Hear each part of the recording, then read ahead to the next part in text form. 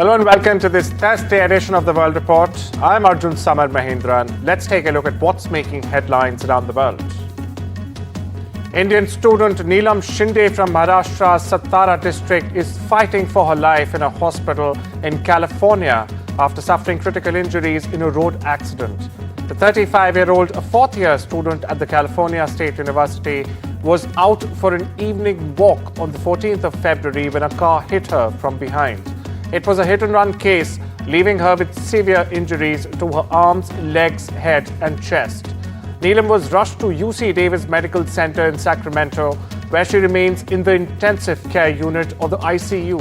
Her family, meanwhile, says she slipped into a coma after the blow to the chest, and doctors now need permission, in fact, from her blood relatives to perform a crucial brain surgery.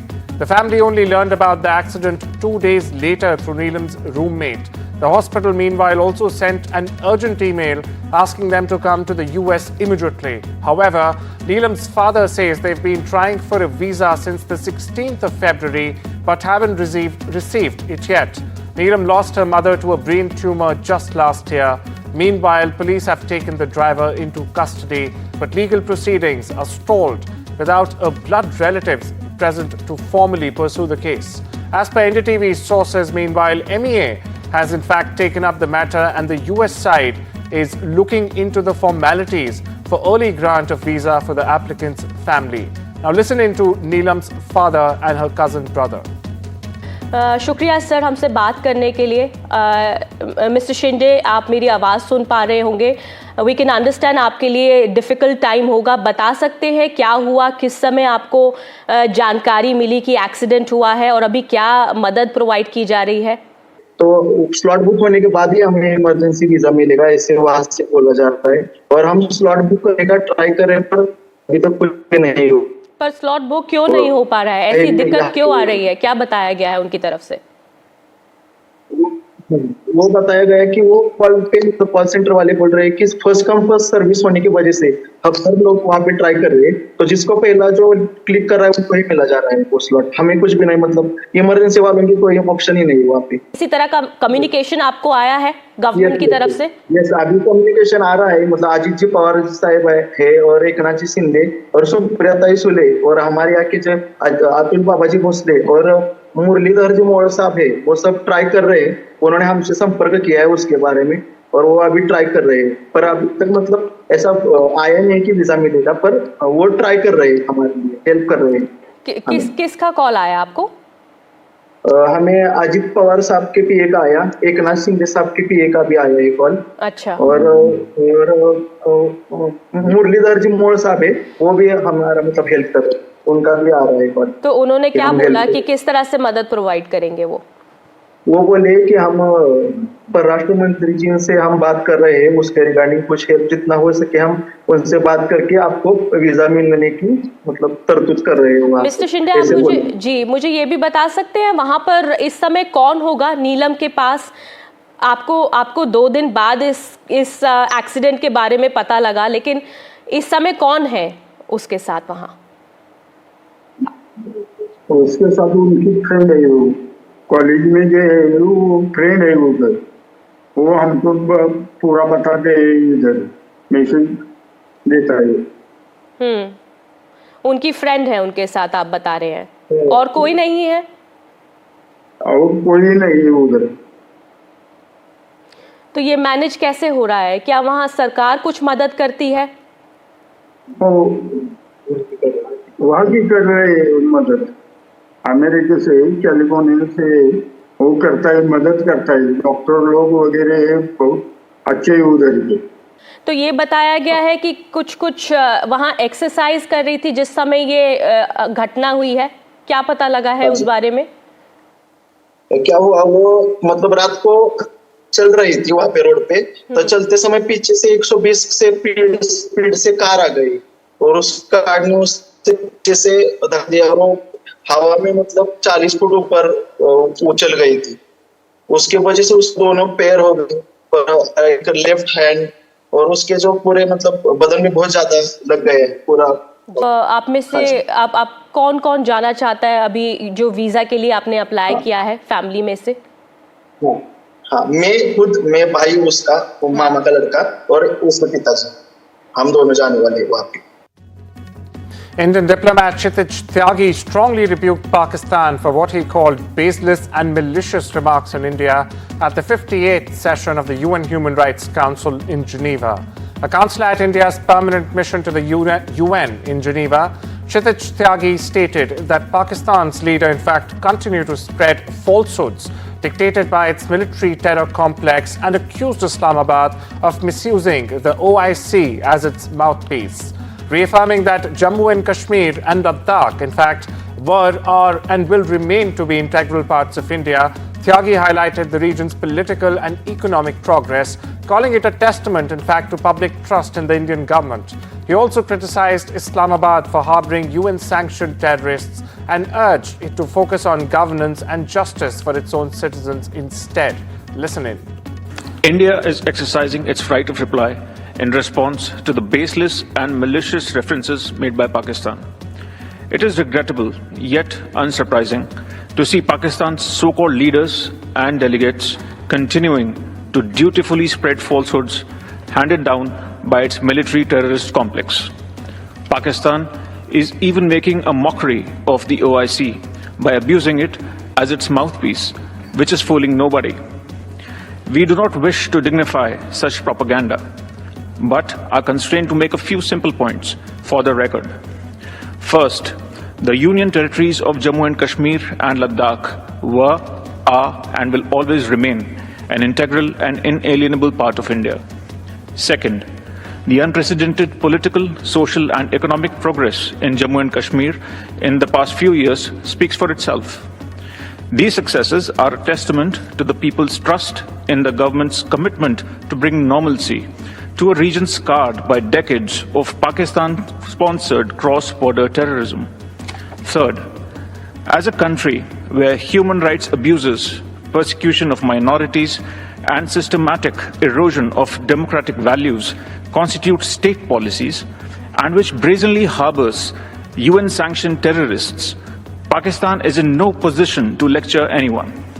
Instead of its unhealthy obsession with India, Pakistan should focus on providing actual governance and justice to its own people. Mr. President, it is unfortunate that this Council's time continues to be wasted by a failed state, which thrives on instability and survives on international handouts.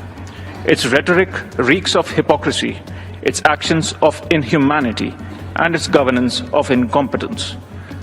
India remains focused on democracy, progress, and ensuring dignity for its people, values that Pakistan would do well to learn from.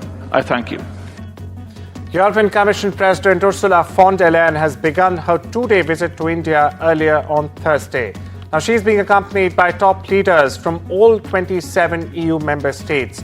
Von der Leyen will hold talks with PM Modi, focusing on a strategic partnership covering trade, clean energy, and defense cooperation. Meanwhile, the EU is expected to push India to lower tariffs on cars, wine, and even agricultural products while advancing talks on a free trade agreement with the subcontinent. US President Donald Trump has said that American companies will now be able to hire Indian graduates from US universities under the new Gold Card citizenship initiative. The announcement follows his unveiling of the Gold Card on Wednesday.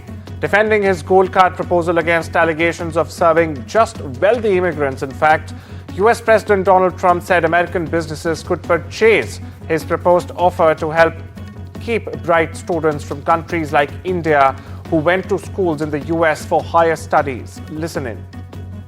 I get calls from, as an example, companies where they want to hire the #1 student at a school. A person comes from India, China, Japan, lots of different places, and they go to Harvard, the Wharton School of Finance, they go to Yale, they go to all great schools, and they graduate #1 in their class, and they're made job offers, but the offer is immediately rescinded because you have no idea whether or not that person can stay in the country. I want to be able to have that person stay in the country. These companies can go and buy a gold card, and they can use it as a matter of recruitment. Texas-based Intuitive Machines has launched its second lunar lander aboard a SpaceX rocket targeting a landing near the moon's south pole. Intuitive Machines' Athena landed aims for March 6 touchdown. The lander carries a drone named Grace, designed to explore a shadowed crater in search of ice. Now, last year, the company made the first US moon landing in over 50 years. Through the lander tipped over. However, the lander tipped over. NASA is funding the mission with $62 million, and private firms have also hitched a ride for asteroid research. Ukraine has approved key measures for signing a minerals partnership agreement with the United States. Prime Minister Denis Shamhal says the deal includes a joint investment fund co-managed by both the nations. Ukraine will contribute half of its future mineral revenues, while the US will provide recovery funds. Meanwhile, the Kremlin has confirmed discussions on a future Trump-Putin meeting following their Riyadh talks earlier this month.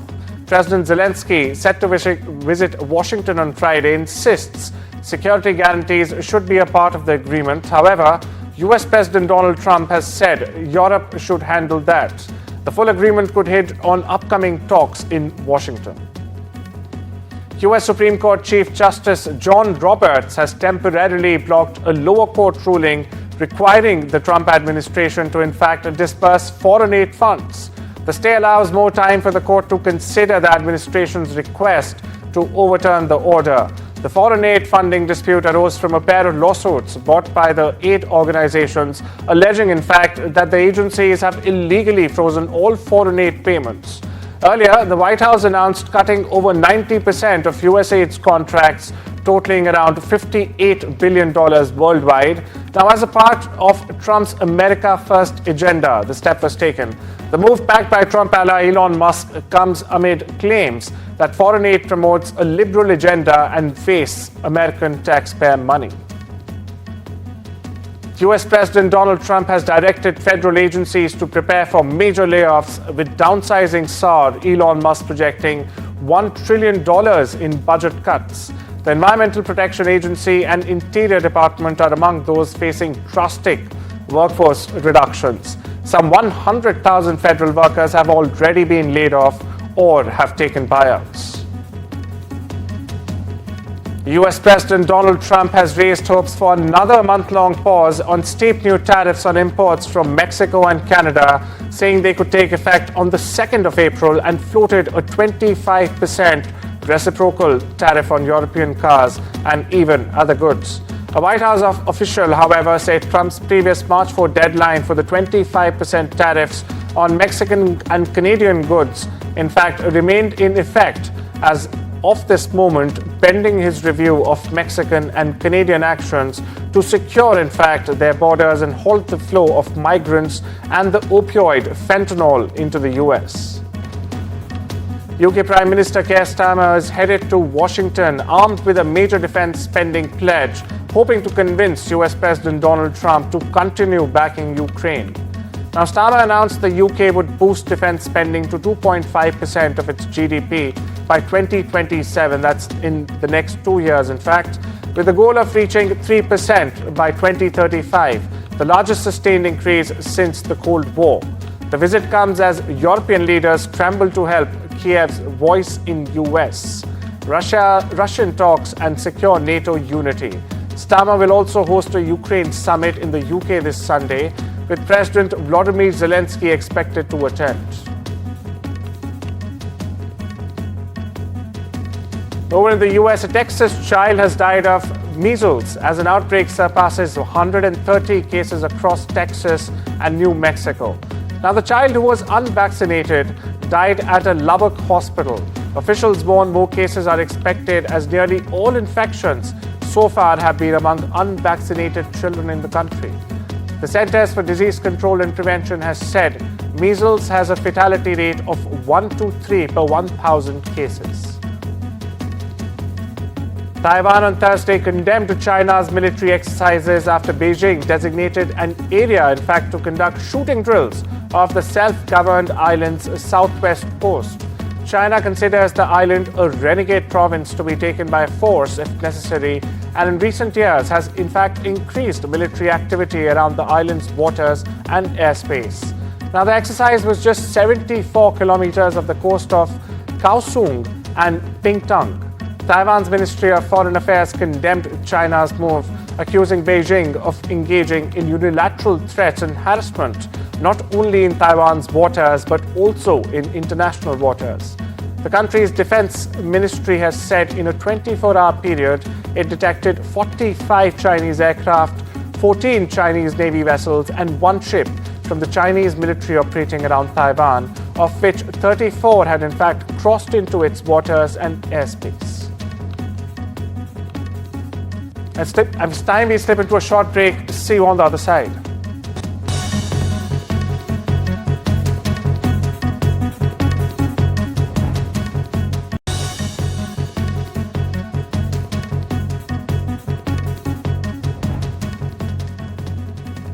Welcome back. You're watching the World Report on NDTV with me, Arjun Samar Mahindran.